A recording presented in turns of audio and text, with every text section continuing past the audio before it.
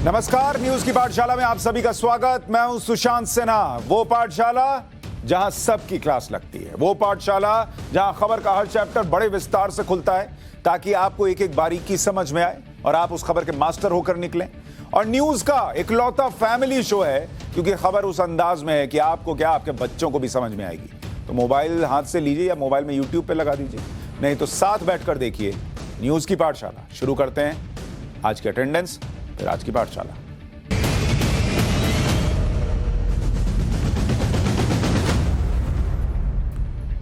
पाठशाला में आज ज्ञानवापी मस्जिद में मिले शिवलिंग की तस्वीर आपको दिखाऊंगा। ज्ञानवापी के शिवलिंग का सबसे बड़ा सबूत आपके सामने रखूंगा। इसके अलावा वो 5 सबूत जिन्होंने बताया कि मंदिर वहीं बनेगा, वो 5 सबूत क्या हैं, आज उसके बारे में भी बात करूंगा। आज पाठशाला में ओवैसी की कयामत की क्लास भी जरा लगाऊंगा। कह रहे हैं कयामत कयामत, कयामत से कयामत तक नहीं सर, फिल्म तो बन गई, आज क्लास लगेगी। मोदी की वो पावर जिसने चीन को फेल कर दिया, उसके बारे में बताऊंगा। वो देश जहां टाइट जीन्स पर बैन से कोरोना रुक जाएगा। लेकिन सबसे पहले पाठशाला में ज्ञानवापी मस्जिद में मिले शिवलिंग के सबसे बड़े सबूत का चैप्टर।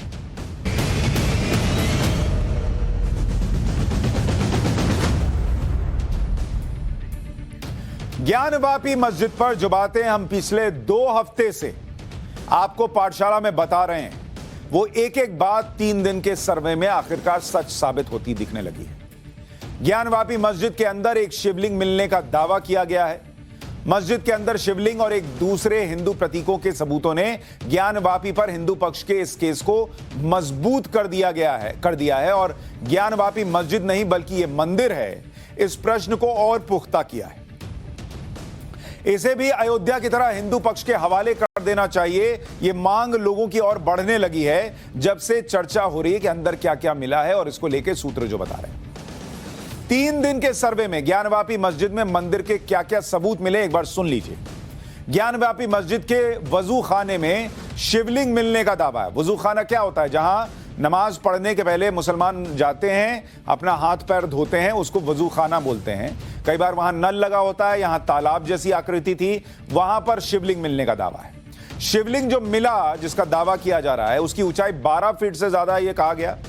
तहखाने में कलश और घंटियों के चिन्ह मिलने की बात है। तहखाने में खंडित मूर्तियां मिली हैं, यह भी दावा किया गया है। कमल का फूल दिख रहा है, स्वास्तिक की आकृतियां मिली हैं। तहखाने में त्रिशूल की आकृति मिलने की बात है। खंभों पर श्लोक और नक्काशी मिलने का दावा है। तहखाने में प्राचीन शिलाएं मिली हैं। दीवार पर दिया रखने की जो जगह होती है वो मिली है। दीवारों पर मंदिर के प्रतीक चिन्ह भी मिले हैं। हिंदू शैली के निर्माण के प्रतीक मिले हैं। ये सारी बातें दावे में निकल कर आ रही हैं जो सूत्र बता रहे हैं। आपको ज्ञानवापी मस्जिद के वुजू खाने की एक बार तस्वीर दिखा देता हूं, जहां पर कहा जा रहा है कि ये शिवलिंग मिला है, जो दावा हो रहा है वो इसी वुजू खाने के अंदर मिलने की बात है। सामने आप देखेंगे, आपको मस्जिद नजर आ रही है, वहां पर कुछ आपको देखेंगे तो पुलिस के कर्मी नजर आ रहे हैं। मंदिर आपको पीछे नजर आ रहा है, वो भी दिख रहा है, और वुजू खाना दिख रहा है। तो अगर आप इस तस्वीर को गौर से देखेंगे, यहां जरा तस्वीर को डालिए, आपको एक एक चीज स्पष्ट हो जाएगी कि इस तस्वीर में क्लैरिटी के साथ कि क्या क्या नजर आ रहा है। अगर आप इसको देखेंगे, इस तस्वीर को देखिए, ये वो वुजू खाना है। यहां पे अगर जो आप पानी देख रहे हैं, इसी पानी के अंदर कहा जा रहा है कि शिवलिंग मिला है, पानी के अंदर था। और दूसरा, यहां आपको मंदिर नजर आ रहा है और ये आपको सामने मस्जिद है। ये देखिए, आपको नमाज पढ़ते हुए लोग यहां पर नजर आ रहे हैं। ये नमाज पढ़ रहे हैं ना, तो ये लोग यहां आके अपना हाथ पैर धोने का जो वुजू खाने में काम होता है वो यहां पे करते थे। और यहीं पर कहा जा रहा है इस वुजू खाने के इस तालाब के अंदर जो है वो शिवलिंग मिला है। तो ये तस्वीर जो है अभी निकल कर आई है। लेकिन हिंदू पक्ष ये दावा कर रहा है कि मस्जिद के ऊपरी हिस्से में जहां नमाज पढ़ी जाती है, उसके पास इसी वजू खाने में छोटा तालाब बनाया हुआ था जहां पर यह शिवलिंग मिलना है। शिवलिंग मिलने के बाद हिंदू पक्ष जिला अदालत पहुंचा और इसे संरक्षित करने की मांग की गई। कोर्ट ने इस पर आदेश दिया और यह कह दिया कि शिवलिंग मिलने वाली जगह पर किसी को आने जाने न दिया जाए और जगह को सील कर दिया जाए। यह कोर्ट ने आदेश दे दिया है। जिला कोर्ट का जो आदेश है, मैं जरा आपको पढ़कर सुनाना चाहता हूं कि उसने आदेश में क्या दिया। आदेश के जो पॉइंटर्स हैं वो ग्राफिक्स में डालते जाइए, मैं पढ़कर सुनाता हूं। ये उस आदेश की कॉपी है और इस आदेश की कॉपी में कहा गया है कि न्यायालय सिविल जज वाराणसी पत्रावली आज वादीगण के विद्वान अधिवक्ता श्री हरिशंकर जैन की ओर से प्रस्तुत करवाई गई प्रार्थना पत्र 78 वादीगण द्वारा प्रस्तुत कर कहा गया कि आज दिनांक 16/5/2022 को शिवलिंग मस्जिद कॉम्प्लेक्स के अंदर दौरान कमीशन पाया गया है। यह बहुत ही महत्वपूर्ण साक्ष्य है, इसलिए सीआरपीएफ कमांडेंट को आदेशित किया जाए कि वो इसे सील कर दें। जिलाधिकारी वाराणसी को आदेशित किया जाए कि वहां मुसलमानों का प्रवेश वर्जित कर दें। मात्र 20 मुसलमानों को नमाज अदा करने की इजाजत दी जाए और उन्हें वजू करने से भी तत्काल रोक दिया जाए, यह कोर्ट में आग्रह किया गया। अब इंपॉर्टेंट क्या हो जाता है, आदेश का हिस्सा। कोर्ट ने आदेश में लिखा कि प्रार्थना पत्र 78 स्वीकार किया जाता है।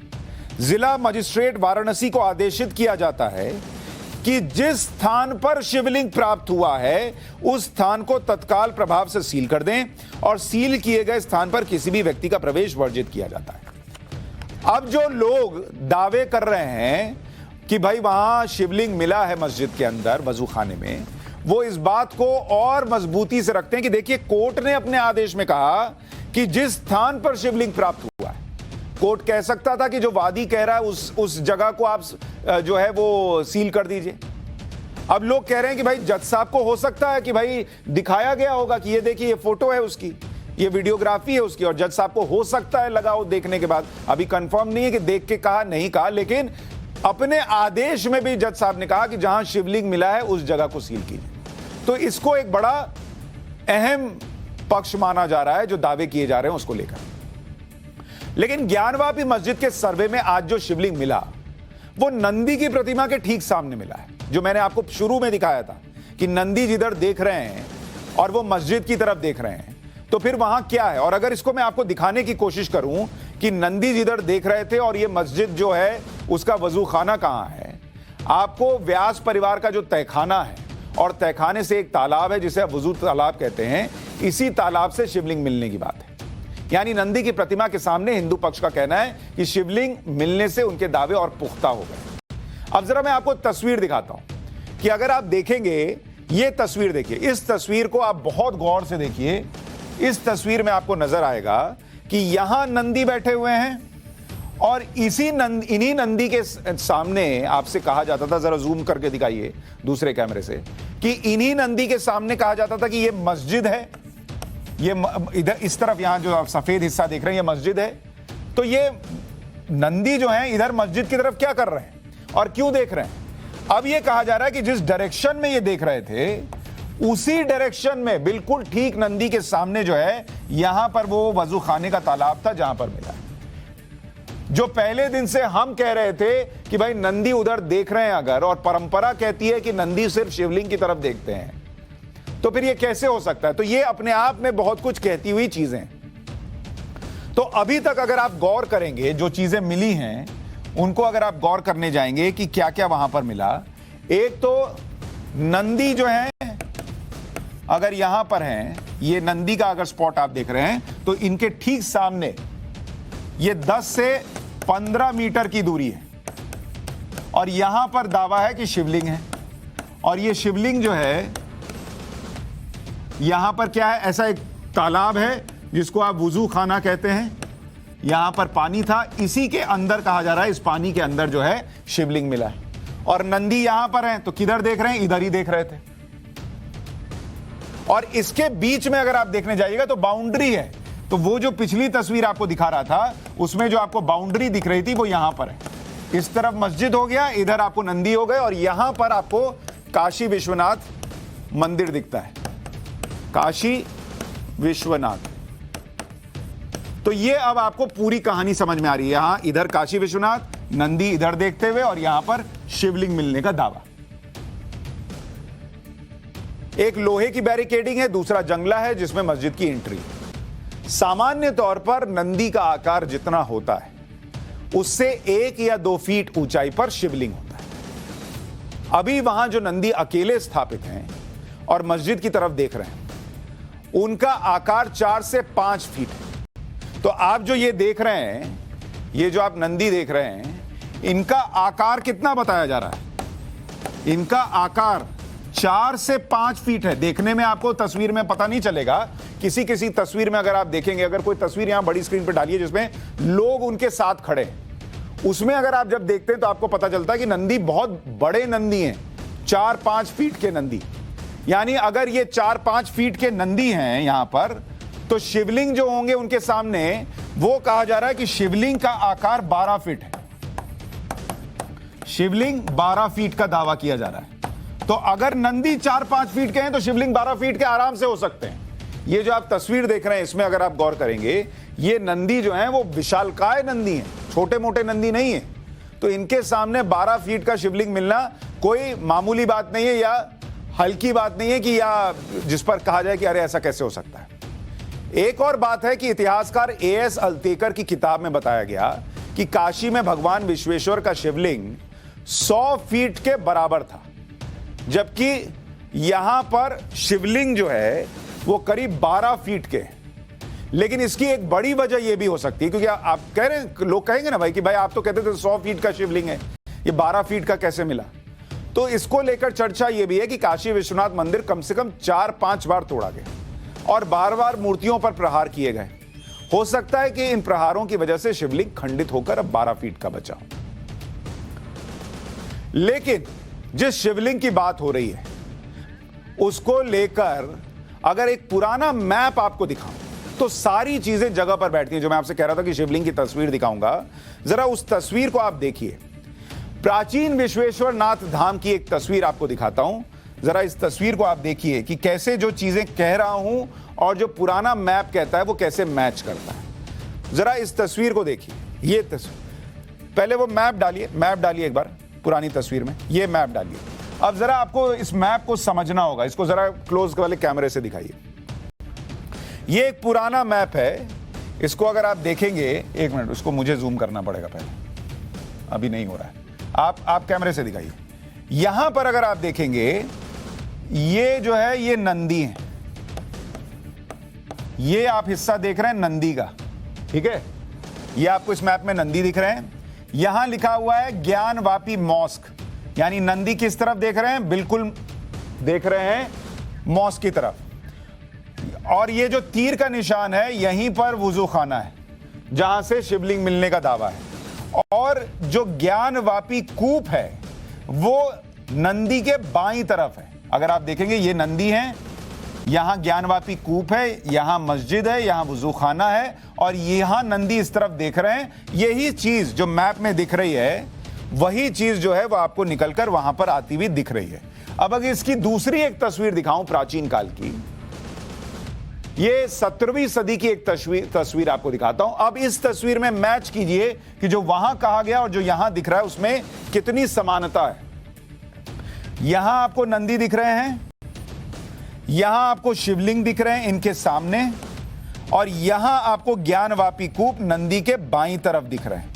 एग्जैक्टली 17वीं शताब्दी का ये मैप है आज की तारीख में। अब आप ये कहेंगे ये तो इधर लग रहे हैं, चूंकि ये इनको नंदी को दिखाना है इसलिए फोटो में इधर दिखाया गया है। दरअसल ये नंदी ऐसे घूमे हुए हैं, तो इनके सामने हो गए शिवलिंग और इनके बाईं तरफ यहां ज्ञानवापी कूप है। और आज की तारीख में अगर आप कहेंगे तो ये जो शिवलिंग दिख रहा है और यहां नंदी दिख रहे हैं, ये एग्जैक्टली वही जगह है जहां वुजू खाना है। तो ये जो तस्वीर आपने नहीं देखी शिवलिंग की, जिसके बारे में दावा किया जा रहा है, तो प्राचीन काल के इस शिवलिंग की तस्वीर जो आप देख रहे हैं, यही अपने आप में सबसे बड़ा सबूत है कि वहां पर शिवलिंग अगर मिला होगा तो उस शिवलिंग की तस्वीर ऐसी ही होगी। ये 17वीं शताब्दी की तस्वीर आपको दिखा रहा हूं, और एक एक चीज चूंकि मैच कर रही है, इसलिए यह कहा जा सकता है कि ऐसे ही शिवलिंग वहां रहे होंगे। तो वो शिवलिंग जिसके बारे में इतनी चर्चा है, उसकी अगर तस्वीर रही होगी तो वो ऐसी ही रही होगी। ज्ञानवापी मस्जिद में प्राचीन विश्वनाथ मंदिर के 5 बड़े सबूत, अब आपको वो भी बताता हूं जो मैंने आपको पहले भी बताया। शिवलिंग के अलावा ये 5 सबूत हैं जो इस केस में हिंदू पक्ष के दावे को मजबूत करते हैं। 1669 में काशी विश्वनाथ मंदिर तोड़ने का औरंगजेब का फरमान और वहां पर ज्ञानवापी मस्जिद बनवाने का आदेश, यह इतिहास के पन्नों में लिखित है, इसको कोई नकार नहीं सकता। तो वहां शिवलिंग नहीं भी मिलता तो यह अपने आप में बड़ा सबूत था कि वहां काशी विश्वनाथ मंदिर को तोड़कर और मस्जिद बनाने का आदेश औरंगजेब ने दिया था। यह रिटर्न में है, लिखा हुआ है, उस जमाने के वक्त का लिखा हुआ है। हमने आपको बकायदा वो दिखाया था कि कैसे लिखा है और क्या लिखा है। तो यह पहला सबूत है जो मौजूद है, जो कोर्ट में चर्चा में आएगा, शिवलिंग और अंदर की तस्वीरों के अलावा। दूसरा सबूत 1632 में अंग्रेज यात्री पीटर मैंडी का प्राचीन विश्वनाथ मंदिर का पहला वर्णन, जिसमें ज्ञानवापी कूप के पास भगवान विश्वेश्वर के शिवलिंग का वर्णन है। यह दूसरा सबूत है, यह भी चर्चा में आएगा जब कोर्ट में यह मामला आगे बढ़ेगा। तीसरा सबूत 1820 में अंग्रेज अधिकारी जेम्स प्रिंसेप द्वारा तैयार किया गया 1584 में प्राचीन काशी विश्वनाथ मंदिर का नक्शा। वो नक्शा अपने आप में बता रहा है कि कहां क्या था। यह तीसरा बड़ा सबूत है इस केस में। 1937 का वाराणसी जिला अदालत का आदेश, जिसमें मुस्लिम पक्ष के दावे को खारिज करते हुए कहा गया था कि ज्ञानकूप के उत्तर में विश्वनाथ मंदिर है, यह चौथा बड़ा सबूत है। 1937 का कोर्ट का आदेश है, यह भी मैंने आपको पाठशाला में बताया था। 1937 का कोर्ट का आदेश क्या कहता है। और पांचवा बड़ा सबूत इस मामले में है ज्ञानवापी मस्जिद के अंदर सर्वे में हिंदू कलाकृतियों का मिलना, स्वास्तिक और ओम के चिन्ह का मिलना और वजूखाने से 12 फीट 8 इंच का शिवलिंग मिलना, जो कि अभी कहा जा रहा है कि अदालत के सामने वीडियोग्राफी में आएगा। कल जब रिपोर्ट रखी जाएगी, सारी चीजें होंगी तो सामने आ जाएगा। इसके कुछ और ऐतिहासिक तथ्य आपको बताऊं। ओवैसी जो कह रहे हैं कयामत वाली बात, जरा उस कयामत की भी क्लास लगानी है। लेकिन उससे पहले हमारे साथ ज्ञानवापी मामले में याचिकाकर्ता सोहनलाल आर्या जुड़ गए हैं, जिन्होंने आज सबसे पहले यह दावा किया कि ज्ञानवापी में बाबा मिल गए। सोहनलाल जी, बहुत बहुत नमस्कार आपको, पाठशाला में स्वागत है आपका।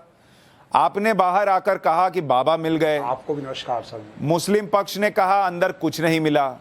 हाँ, अंदर आपको क्या दिखा, आप बताने की स्थिति में हैं? क्या बाबा वाकई वहां हैं?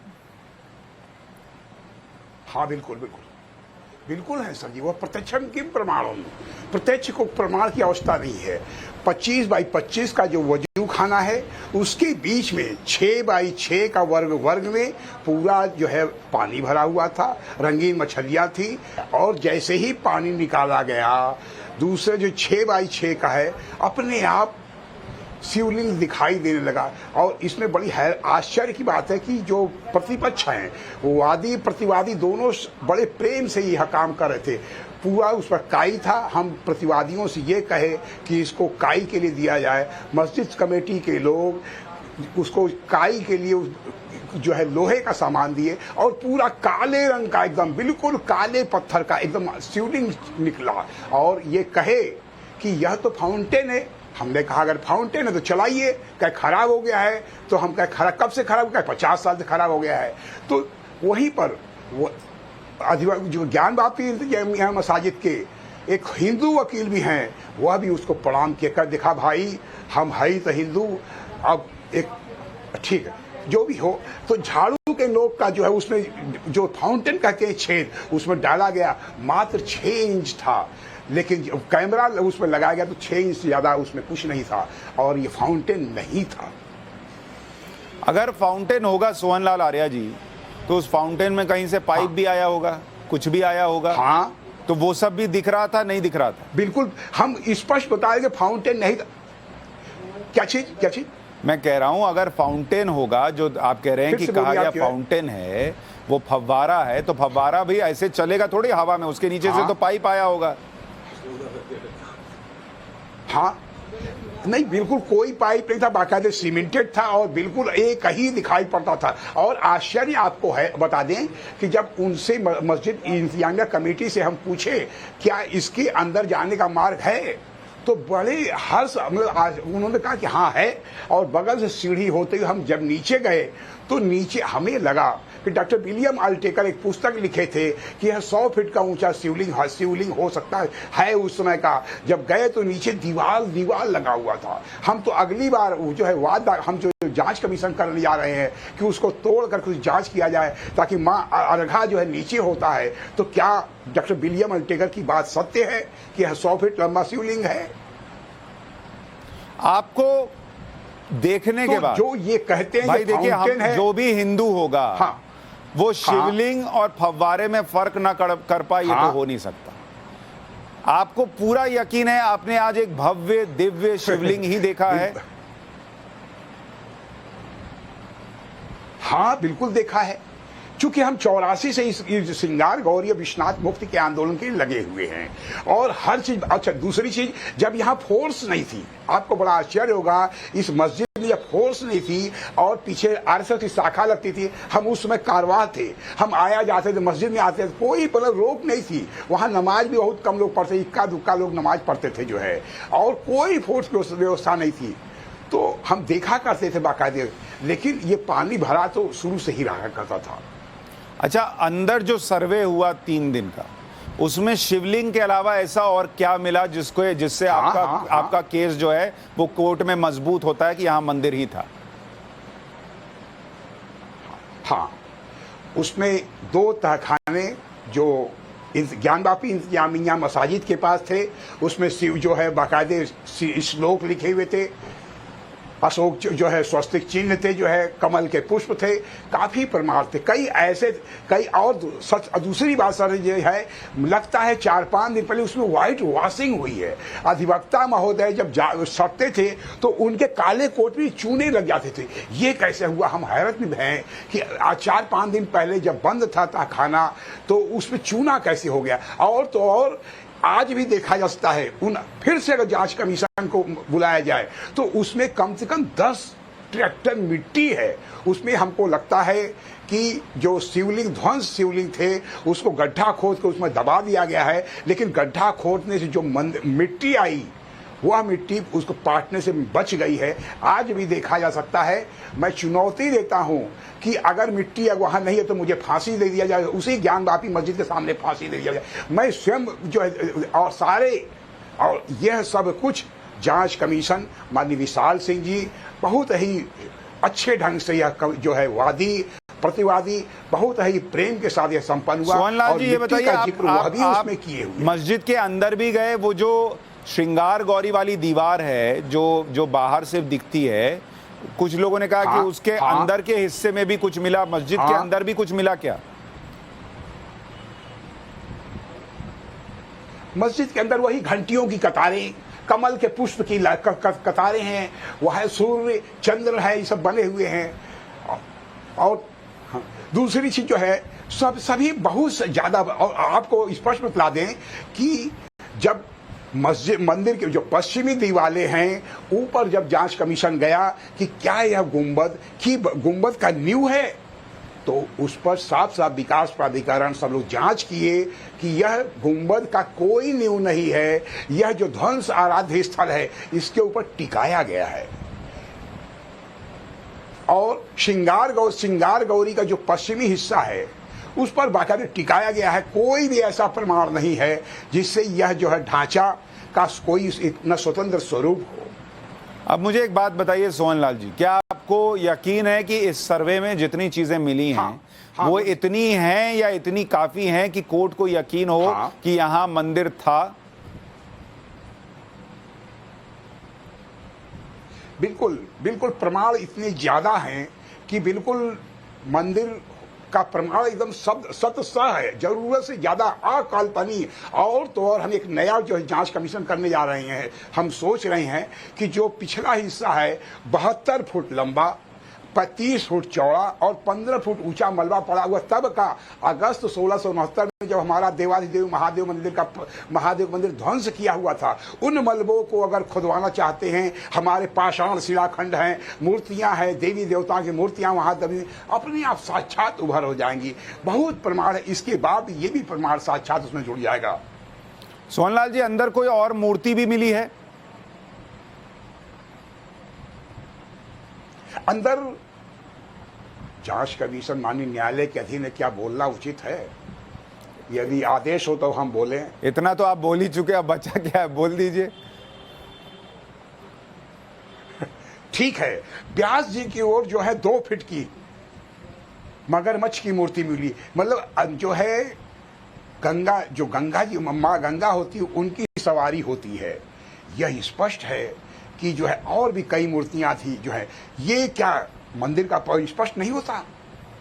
क्या हमारा ये जो जितने प्रमाणिक चिन्ह हैं, क्या ये जो है हमारे मंदिर के अंश नहीं दिखाई पड़ते हैं। घंटियों की कतारें, कमल के पुष्प की कतारें साफ स्पष्ट दिखाई दे रही, और आज भी कोई भी अंतर नहीं है। मेरे पास इतने साक्ष्य हैं जो यहाँ मैं दिखा नहीं पा रहा हूँ, दिखा नहीं पा, काफी प्रमाण है।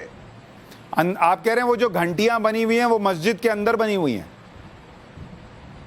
हाँ हाँ हाँ, दीवारों पर सभी देख सकते हैं, पूरा एकदम घंटियां बनी हुई हैं, कमल के पुष्प, हाँ दीवारों पर। और तो और मस्जिदों में जहां नमाज पढ़ा जाता है वह बड़े बड़े मोटे मोटे खंभे, वह मंदिरों के अवशेष ही खड़े हुए हैं। कोई ऐसा कुछ, सभी देख सकते हैं, हाथ कंगन को आरसी क्या, और अंधा भी टटोल के देख सकता है कि ये घंटियों की दीवारें हैं, ये कमल पुष्प की दीवारें हैं, ये सूर्य है, ये चंद्र है, सभी कुछ है। ये बड़े बड़े खंभे जो 8-8 फीट तक 12-12 फीट के हैं, सब मंदिरों के अवशेष ही खड़े हुए हैं। एक आखिरी चीज बताइए, वो जो शिवलिंग मिला जो आप दावा कर रहे हैं और उसको दूसरा पक्ष कह रहा है कि वो फव्वारा था, उसकी जब वीडियोग्राफी की गई होगी तो ये तो क्लियरली दिखना चाहिए कि भाई अगर फव्वारा है तो उसमें पाइप कहीं से आया नहीं आया, ऊपर छेद है नीचे छेद है, क्या है भाई? फव्वारा है तो उसमें से तो चारों तरफ से पानी निकलने की व्यवस्था होगी।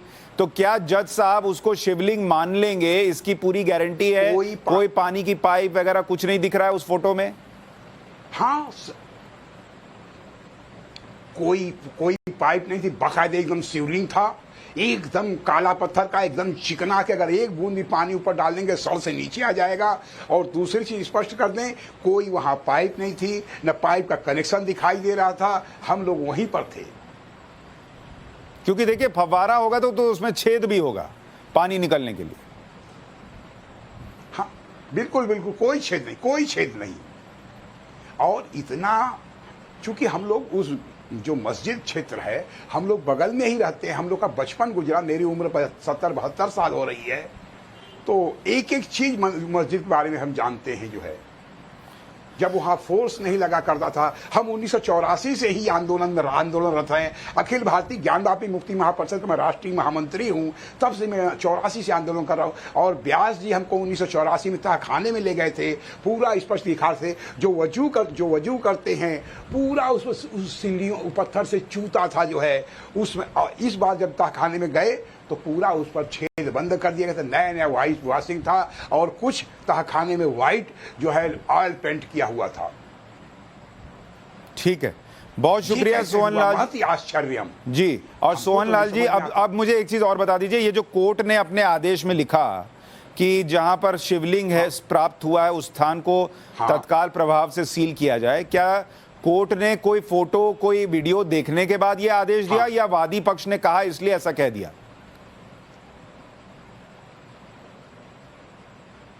निश्चित माननीय न्यायालय कुछ न कुछ देखे होंगे, या जो भी प्रमाण होंगे, अधिवक्ता जो वादी अधिवक्ता होंगे, कुछ न कुछ तो प्रमाण अवश्य होंगे, क्योंकि माननीय न्यायालय पर मुझे पूर्ण विश्वास है, संविधान पर पूर्ण विश्वास है। सोहन लाल जी, कल कोर्ट में सारे सबूत और साक्ष्य रखे जाएंगे। आपने तो यहां तक कह दिया है कि अगर मंदिर के प्रमाण नहीं मिले तो आपको फांसी दे दी जाए।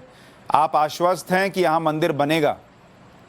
हाँ बिल्कुल बिल्कुल बिल्कुल बिल्कुल, हमें बिल्कुल है। अगस्त 1669 में जो औरंगजेब ने हमारे भव्य मंदिर को महज जिद के रूप में परिवर्तित किया, मस्जिद नहीं मैं कह रहा हूं, महज जिद, मैं मस्जिद नहीं कह रहा हूं, महज जिद के रूप में परिवर्तित किया, और वह महज जिद ही है, मंदिर नहीं है। और तो 1936 के फैसले में, दीन मोहम्मद के फैसले में स्पष्ट लिखा हुआ है, हमारे पास अभी प्रमाण है, मैं दिखा सकता हूँ 1 सेकंड के अंदर, कि अगर यह ढांचा गिर गया तो मुस्लिम समाज को पुनः बनाने का अधिकार नहीं है। वह तभी बना सकता है जब हिंदू लोगों की पूर्ण सहमति हो। क्या यह भी नहीं समझ में आता है मुस्लिम समाज को?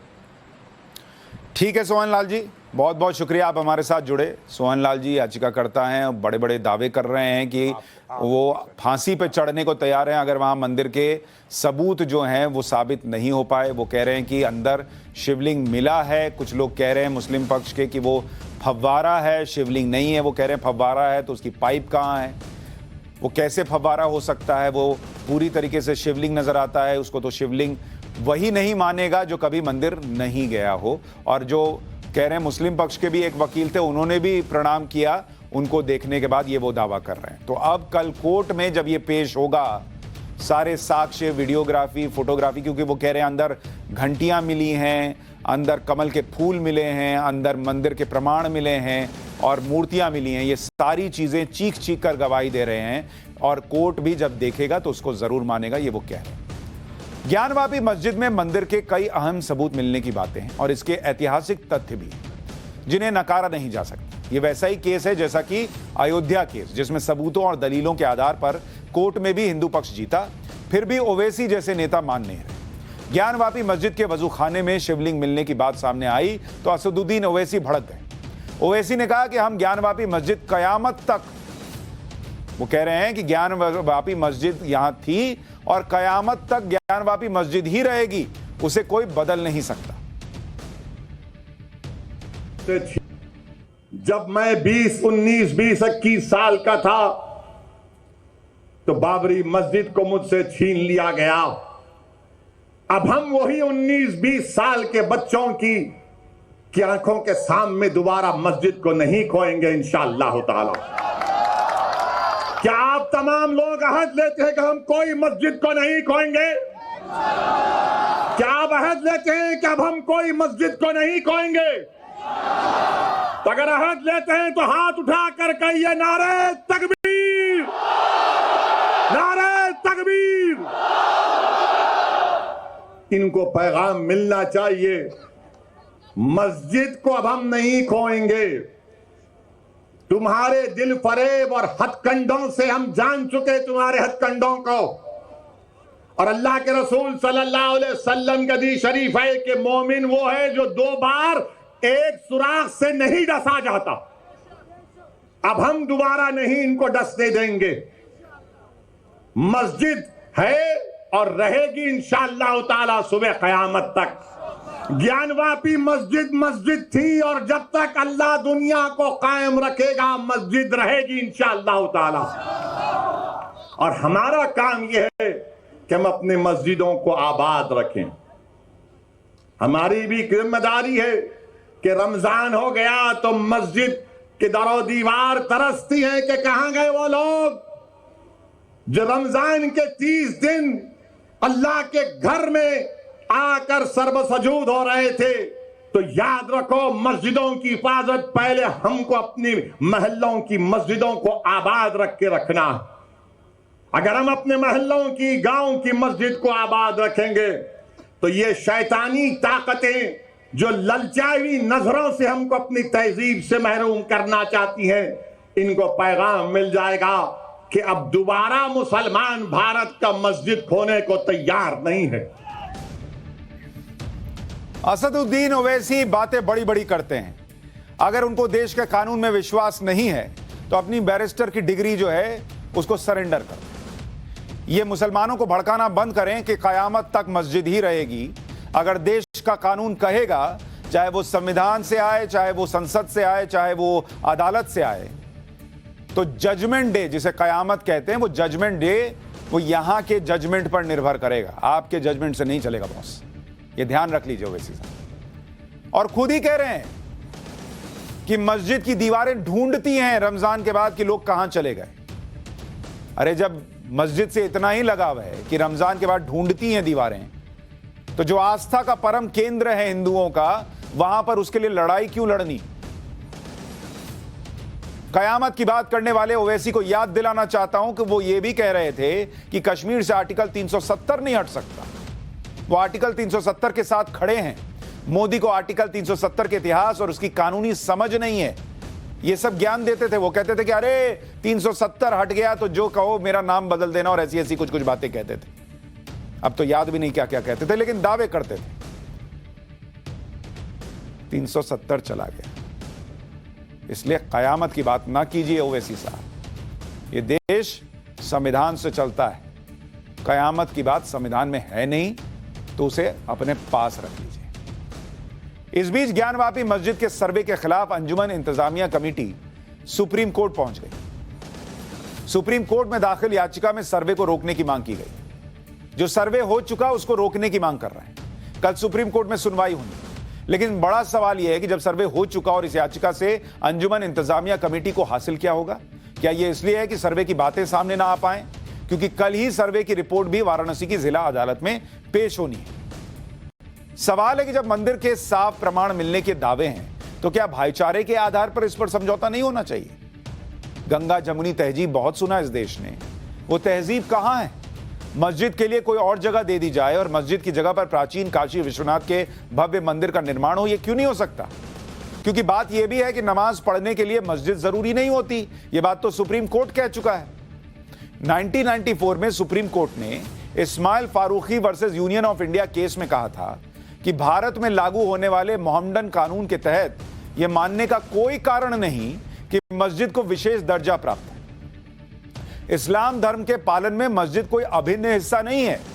मुस्लिम नमाज कहीं भी पढ़ सकते हैं, यहां तक कि खुले में भी पढ़ सकते हैं। यह केस इसलिए सुप्रीम कोर्ट में आया था क्योंकि 6 दिसंबर 1992 को अयोध्या में जब बाबरी मस्जिद गिरा दी गई तो 1993 में केंद्र सरकार अयोध्या मामले की पूरी 67.7 एकड़ जमीन का अधिग्रहण करने के लिए कानून लेकर आई। इस कानून के तहत 2.77 एकड़ की उस जमीन का भी अधिग्रहण शामिल था जिस पर कभी बाबरी मस्जिद थी। लेकिन इस कानून को चैलेंज किया गया कि मस्जिद की जमीन का कैसे सरकार अधिग्रहण कर सकती है, और मस्जिद तो इस्लाम का अभिन्न अंग है। लेकिन यह दलील सुप्रीम कोर्ट की सुनवाई में फेल हो गई और केंद्र सरकार को पूरी जमीन के अधिग्रहण की सुप्रीम कोर्ट ने हरी झंडी दी थी। इसके बाद जब अयोध्या का मुख्य केस सुप्रीम कोर्ट में चल रहा था तब 1994 का यह मामला सामने लाया गया कि मुस्लिम पक्ष की दलीलों को ढंग से सुना और परखा नहीं गया और मस्जिद में नमाज पढ़ना इस्लाम का जरूरी हिस्सा है। इसलिए अयोध्या केस पर फैसले से पहले 1994 के इस्माइल फारूकी केस पर फिर से विचार किया जाए और इस केस को रिव्यू के लिए सुप्रीम कोर्ट की बड़ी बेंच में भेजा जाए। लेकिन सुप्रीम कोर्ट ने 27 सितंबर 2018 को अपने जजमेंट से कह दिया कि 1994 के केस को बड़ी बेंच में भेजने की जरूरत नहीं है। सुप्रीम कोर्ट ने अपने जजमेंट में कहा कि 24 साल पुराना इस्माइल फारूकी जजमेंट का अयोध्या के टाइटल सूट से कोई लेना देना नहीं है। अयोध्या के केस को पूरी तरह से जमीन विवाद के तौर पर निपटाया जाए। 94 के फैसले के पुनर्विचार की कोई जरूरत नहीं है, कोर्ट कह चुका। नमाज इस्लाम के 5 जरूरी आधारों में से एक है। मुसलमान मक्का में पवित्र काबा की तरफ मुंह करके दिन में 5 बार नमाज पढ़ते हैं, लेकिन इस्लामिक विद्वान भी मानते हैं कि कुरान में यह कहीं नहीं कहा गया कि मुसलमानों को सिर्फ मस्जिद के अंदर ही नमाज पढ़नी है। कुरान के मुताबिक नमाज किसी भी साफ जगह पर पढ़ी जा सकती है सिवाय बाथरूम, टॉयलेट और कब्र को छोड़कर। मस्जिदों का बुनियादी मकसद यह है कि एक जगह पर एक साथ नमाज के लिए मुस्लिम इकट्ठा हो सकते हैं, लेकिन नमाज मस्जिद में ही पढ़नी है ऐसा कोई जरूरी नहीं है, इस्लाम में कहीं नहीं है। मस्जिदों का इस्लामिक इतिहास भी आपको जानना चाहिए। कई इतिहासकारों के मुताबिक मक्का में काबा के आसपास का जो एरिया था उसमें अक्सर दुनिया की पहली मस्जिद जो है उसको माना जाता है, क्योंकि पैगंबर मोहम्मद साहब ने इस्लाम के प्रचार प्रसार के लिए अरब समुदाय को काबा में इकट्ठा होकर कुरान पढ़ने के लिए कहा था। हालांकि कई विद्वान मानते हैं कि मक्का से मदीना जाकर पैगंबर मोहम्मद ने वहां पहली मस्जिद बनवाई जिसे मस्जिद नवाबी कहा जाता है। मस्जिद नवाबी का स्ट्रक्चर भी उस वक्त अस्थायी था और इसे पेड़ के तने काटकर उसके ऊपर पत्थर की छत डालकर बनाया गया था। इतिहासकारों के मुताबिक पैगंबर मोहम्मद साहब के वक्त में मस्जिद सिर्फ उनके चुनिंदा अनुयायियों को इकट्ठा करने के लिए होती थी, लेकिन पैगंबर मोहम्मद के बाद इस्लाम ने जब अरब से बाहर राजनीतिक ताकतें बनाई तो सत्ता की शक्ति को दिखाने के लिए मस्जिदों का निर्माण किया गया। और आज उसी सत्ता की शक्ति को दिखाने के लिए असदुद्दीन ओवैसी कहते हैं हम कोई मस्जिद नहीं खोएंगे। कोर्ट कह देगा तो नहीं खोइएगा, नियम बन जाएगा तो नहीं खोइएगा। और जिसका मंदिर खो दिया, जिसने हजार मंदिर मुगलों के जमाने में, वो हवा में। औरंगजेब का इतिहास बताने वाली किताब मासिर आलमगिरी में यह बताया गया कि 17 जिलकिदा हिजरी 1079 यानी 18 अप्रैल 1669 के दिन बादशाह सलामत के कानों में खबर पहुंची कि ठट्टा और मुल्तान के सूबों में और विशेषकर बनारस में बेवकूफ ब्राह्मण अपनी रद्दी किताबें अपनी पाठशालाओं में पढ़ाते और समझाते हैं। ये वो फरमान है जो बड़ा सबूत है कि कैसे काशी विश्वनाथ मंदिर गिराया गया। इसमें लिखा है कि दूर दूर से हिंदू और मुसलमान विद्यार्थी और जिज्ञासु इनके बदमाशी भरे ज्ञान को पढ़ने आते हैं, विज्ञान को पढ़ने आते हैं। धर्म संचालक बादशाह ने यह सुनने के बाद सब सूबेदारों के नाम यह फरमान जारी किया कि वो अपनी इच्छा से काफिरों के तमाम मंदिर और पाठशालाएं गिरा दें। उन्हें इस बात की सख्त ताकीद की गई कि वो सब प्रकार के मूर्ति पूजा संबंधी शास्त्रों का पठन पाठन और मूर्ति पूजा बंद कर दें। 15 रब उल आखिर यानी 2 सितंबर 1669 को दीन प्रतिपालक बादशाह को खबर मिली कि उनकी आज्ञा के अनुसार अमलों ने बनारस में विश्वनाथ का मंदिर गिरा दिया है। यह लिखा हुआ है मासिर आलमगिरी में। ओवैसी इसको भी पलट देंगे क्या?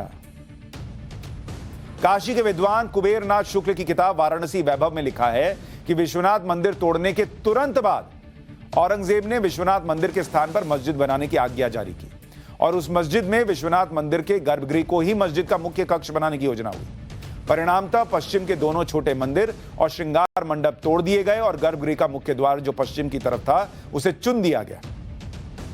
ऐश्वर्य मंडप और मुक्ति मंडप के पश्चिमी द्वार बंद कर दिए गए और मंदिर का वो भाग मस्जिद की पश्चिमी दीवार बन गया जिसे हिंदुओं को आतंकित करने और चिढ़ाने के उद्देश्य से बाहर की ओर टूटी फूटी स्थिति में छोड़ दिया गया।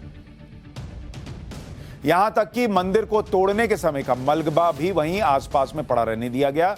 मस्जिद के पूर्व की दालान, ज्ञान मंडप और उसके उत्तर दक्षिण के छोटे मंदिरों को तोड़कर बनाई गई और उसके सामने का मैदान 15वीं शताब्दी के मंदिर के ज्ञान मंडप और प्रदक्षिणा पथ को पाट कर बना। यह भी इतिहास के पन्नों में दर्ज है। आचार्य कुबेरनाथ शुक्ल की इसी किताब में यह भी लिखा गया है कि औरंगजेब के दरबार में एक वृद्ध ब्राह्मण शायर थे जिनका उपनाम जो है बरहमन और नाम चंद्रभानु था। जब मस्जिद बन चुकी तब किसी अवसर पर औरंगजेब ने ताना मारकर कहा कि मियां शायर तुम्हारे विश्वनाथ के मंदिर की जगह मस्जिद आलमगीरी बन गई, क्या कहते हो? बूढ़े ब्राह्मण ने तत्काल बेधड़क उत्तर दिया कि जहां पना शेर हाजिर है, हुक्म हो तो अर्ज करूं।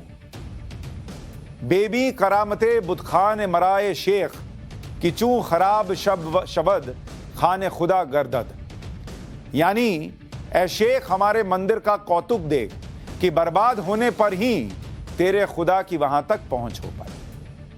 औरंगजेब इस पर बहुत नाराज हुआ लेकिन चुप रह गया, बेइज्जती का घूंट पी गया।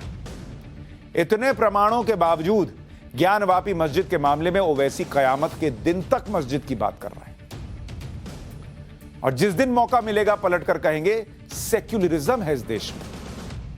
गंगा जमुनी तहजीब है।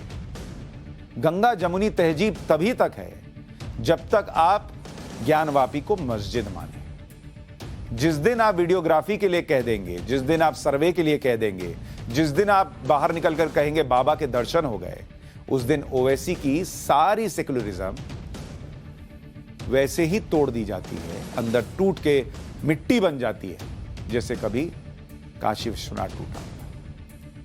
ज्ञानवापी मस्जिद में सर्वे के दौरान मिले शिवलिंग से सिर्फ ओवैसी को ही दिक्कत नहीं, ऐसा लग रहा है कि कांग्रेस को भी इससे दिक्कत है। उत्तर प्रदेश कांग्रेस में अल्पसंख्यक मोर्चा अध्यक्ष शाहनवाज आलम ने कहा है कि जिसे शिवलिंग बताया जा रहा है वो वुजू के लिए बनाए गए फव्वारे का पत्थर है जो टूट गया था, उसी को शिवलिंग बताकर अफवाह फैलाई जा रही है। शाहनवाज आलम ने यह भी कहा कि देश में करीब सभी पुरानी और बड़ी मस्जिदों में इस तरह के फव्वारे और उसके बीच में ऐसे ही पत्थर लगे हुए हैं। इतनी क्या हड़बड़ी है? अगर फव्वारा है तो अदालत में जज साहब को देख लेने दीजिए।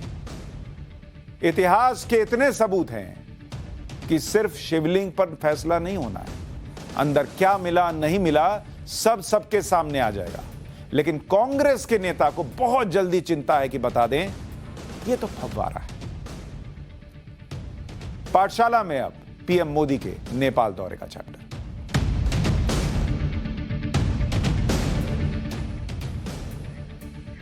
पिछले कुछ सालों में ऐसा वक्त भी आया कि नेपाल का रवैया बिल्कुल एंटी इंडिया हो गया था और यह सब चीन की शह पर हो रहा था। लेकिन प्रधानमंत्री नरेंद्र मोदी की कूटनीति ने नेपाल का रुख पलट दिया। अब नेपाल चीन की बात नहीं करता, अब नेपाल दोस्ती के लिए भारत की तरफ देखता है और इसी का सबूत है कि 2 महीने के अंदर नेपाल के पीएम भारत आए और अब प्रधानमंत्री नरेंद्र मोदी नेपाल गए। अहमियत यह भी है कि 2019 में दोबारा पीएम चुने जाने के बाद पहली बार पीएम नरेंद्र मोदी नेपाल गए। पीएम दौरे की टाइमिंग देखिए, वो बुद्ध पूर्णिमा के मौके पर बुद्ध की जन्मस्थली लुंबिनी पहुंचे। प्रधानमंत्री मोदी ने सबसे पहले माया देवी मंदिर के दर्शन किए। पीएम मोदी के साथ नेपाल के पीएम शेर बहादुर देउबा भी थे। दोनों नेता मंदिर के अंदर बने मार्कर स्टोन पर भी गए। माना जाता है कि यही भगवान बुद्ध का जन्म हुआ था। दोनों नेताओं ने बौद्ध विधि से पूजा में हिस्सा लिया, पवित्र बोधि वृक्ष की पूजा की। साल 2014 में पीएम मोदी ने बोधि वृक्ष नेपाल को उपहार में दिया था। आज उसी वृक्ष को पीएम मोदी ने जल दिया। पीएम मोदी और नेपाल के पीएम ने माया देवी मंदिर के साथ बने अशोक स्तंभ के पास दिया भी जलाया। 257 ईसा पूर्व सम्राट अशोक ने बुद्ध के जन्म स्थान की स्मृति में इस स्तंभ को स्थापित किया था। प्रधानमंत्री मोदी ने लुम्बिनी मठ में इंडिया इंटरनेशनल सेंटर फॉर बौद्ध कल्चर एंड हेरिटेज की आधारशिला रखी। इस सेंटर के बनने के बाद दुनिया भर के बौद्ध अनुयायी यहां आकर बौद्ध धर्म को जान सकेंगे। इस हेरिटेज केंद्र में सभी आधुनिक सुविधाएं होंगी और इसे बनाने में भारत सहयोग करेगा। धार्मिक कार्यक्रम के बाद कूटनीतिक बातचीत भी हुई। लुम्बिनी में ही प्रधानमंत्री मोदी और नेपाल के पीएम के बीच द्विपक्षीय वार्ता हुई। भारत और नेपाल के संबंधों को और मजबूत करने पर चर्चा हुई। दोनों देशों के बीच कल्चर और शिक्षा को लेकर 6 अहम समझौते हुए। भारत और नेपाल के बीच रोटी बेटी का संबंध कहा जाता है। दोनों देशों के बीच प्राचीन सांस्कृतिक संबंध है। जब से नरेंद्र मोदी प्रधानमंत्री बने तब से नेपाल के साथ सांस्कृतिक संबंधों के अलावा धार्मिक कनेक्शन को भी मजबूत किया गया। इसका एक उदाहरण दिखाता हूं। हाल ही में जब नेपाल के पीएम भारत आए थे, वो वाराणसी गए थे।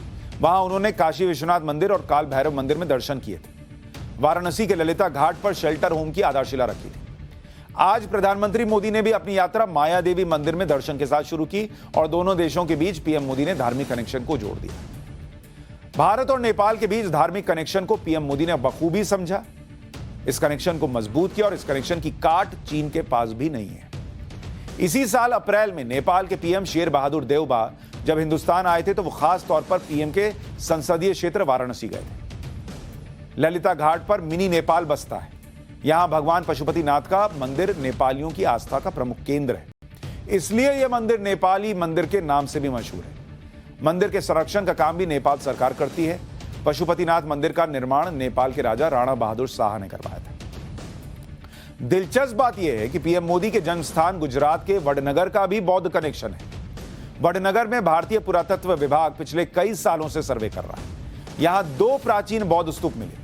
इनकी लंबाई 50 मीटर और चौड़ाई 25 मीटर के करीब है।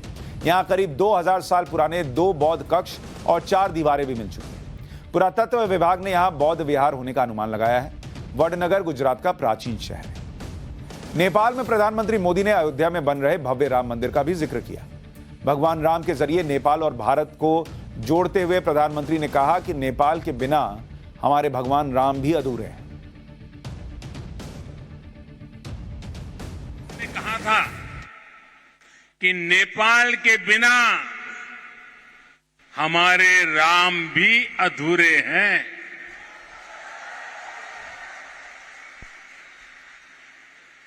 मुझे पता है कि आज जब भारत में भगवान श्री राम का भव्य मंदिर बन रहा है तो नेपाल के लोग भी उतना ही खुशी महसूस कर रहे हैं। साथियों, नेपाल यानी दुनिया के सबसे ऊंचे पर्वत सागर माथा का देश। नेपाल यानी दुनिया के अनेक पवित्र तीर्थों, मंदिरों और मठों का देश। नेपाल यानी दुनिया की प्राचीन सभ्यता, संस्कृति को सहेज कर रखने वाला देश। नेपाल एक जमाने में हिंदू राष्ट्र हुआ करता था, तो चीन उसको पैसा तो दे सकता है, लेकिन प्रधानमंत्री नरेंद्र मोदी जानते हैं कि इस राष्ट्र के लिए धर्म की क्या अहमियत है और जब धर्म का कनेक्शन जुड़ता है तो वो कनेक्शन कितना गहरा होता है। एक और कूटनीति प्रधानमंत्री नरेंद्र मोदी की दूर तक जाने वाली। पाठशाला में आज के लिए इतना ही। कल रात 8:55 पर मुलाकात होगी। नमस्कार।